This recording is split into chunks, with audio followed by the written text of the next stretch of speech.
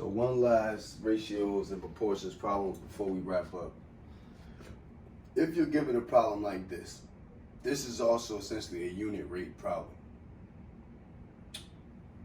We find that unit rate or that constant rate or that rate by simply using k is equal to y over x. The giveaway, you always know what your x value is, no matter if they tell you it's t. For instance, this problem is talking about an earthquake that travels 45 miles in 10 seconds. They want you to represent seconds with t. But remember what I said, any unit in terms of x values, time is usually the representation, days, weeks, months, minutes. So always the x value.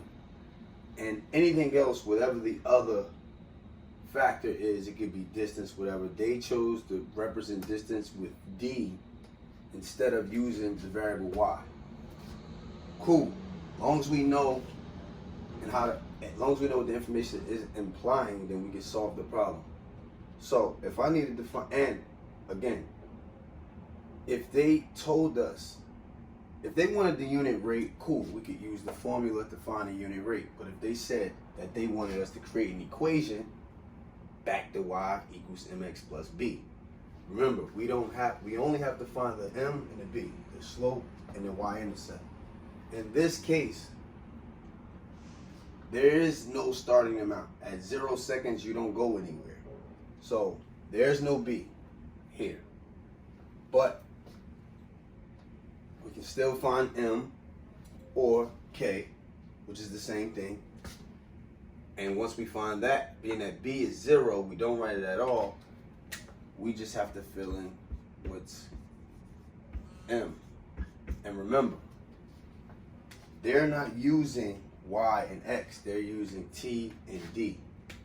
So it would be d would be the y values equal to whatever we find times the amount of seconds, but they want t. So 45 over 10 k, or the slope, which is m, would be equal to 4.5 miles per second.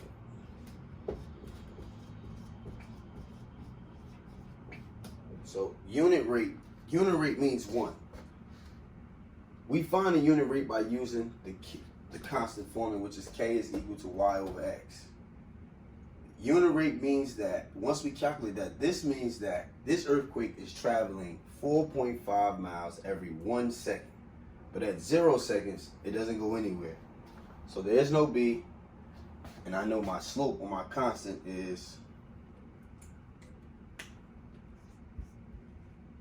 4.5. And now I have the equation that they want, but it still comes from y equals mx plus b. So, for the last time, enjoy spring break.